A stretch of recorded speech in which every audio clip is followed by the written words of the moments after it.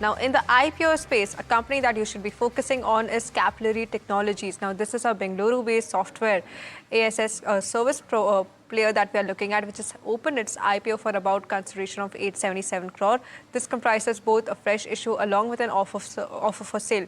We are now joined in by Aneesh Reddy Boddu, MD and CEO of the company, along with Mr. Chaube, CFO and the CEO at Capillary Tech. Now, coming to the first question, Aneesh, can you just give us a brief in terms of how the business model functions? We run loyalty programs for large enterprises globally. So loyalty programs are typically you earn points, you burn points, you get rewards. That kind of software to run that. We work with some of the largest brands globally.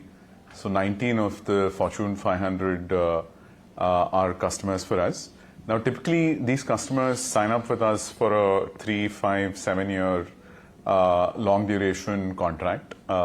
They pay us a subscription fee, either quarterly or half yearly or annually, for using our product. So about 85 to 90% of our revenues come from these recurring subscriptions that these large enterprises globally pay us. It's, in other words, it's a software as a service type business. Right? So that's the basic business model there for you. Okay, so that's in terms of, how the business model is. But Anand, how will the proceeds from this IPO will be used specifically? So part of these proceeds are going towards the R&D and for developing AI products. And the reason why we win is because we have a superior product in the market, and we want to continue to build on top of that and remain best in class. We are top rated in our product by independent analysts like Forrester and others, and that's where and that's the pole position that we want to continue, and hence a lot more investment towards R&D and product development.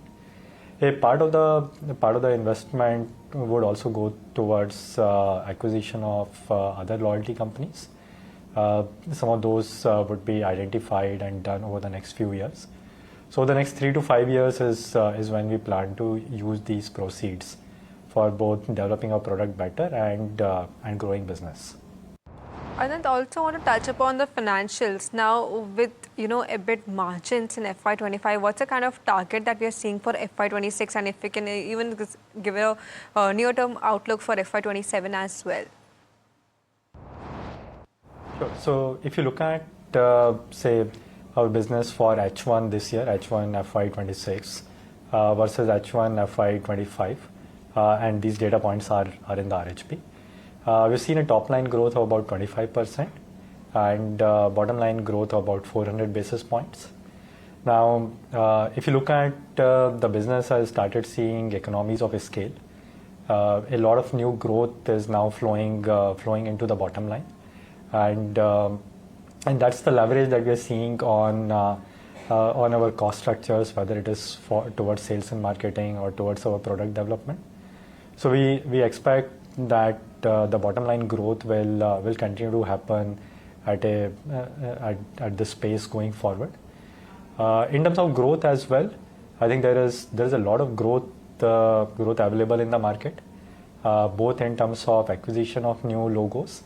We today work with about 19,500 Fortune 500 customers. When we filed the RHP, this number was actually 16. So we are winning more and more Fortune 500 customers. That's bringing in bulk of growth, and our existing customers grow by about 15%.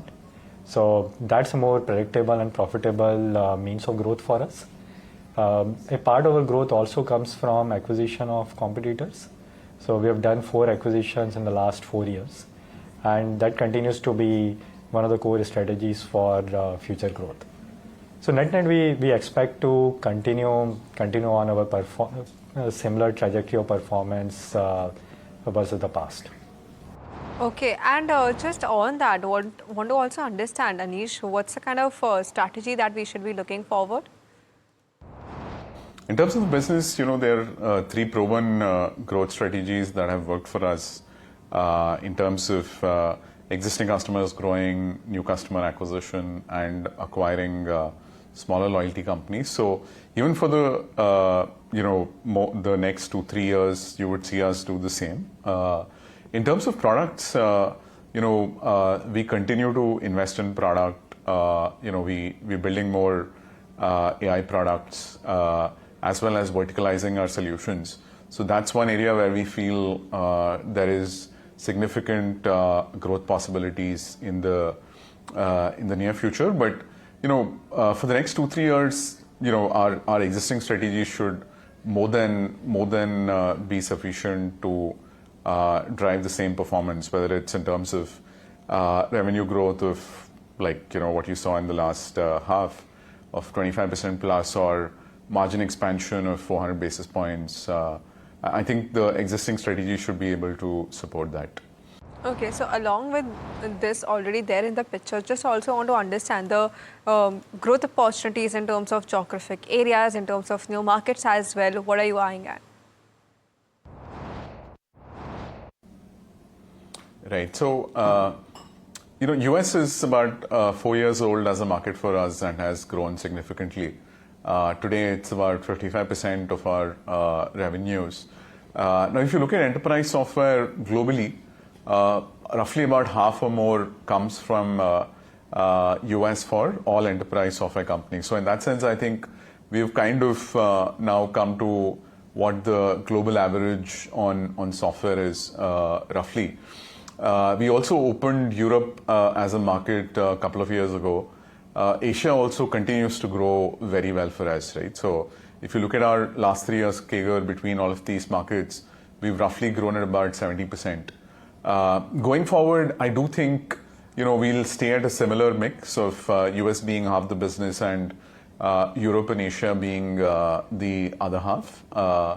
We continue to win good large customers both in the US, in Europe, as well as in Asia, right? So that momentum in each of the geographies should continue. Okay, well, that was the new IPO that you should be watching out for, Capillary Tech in focus for you.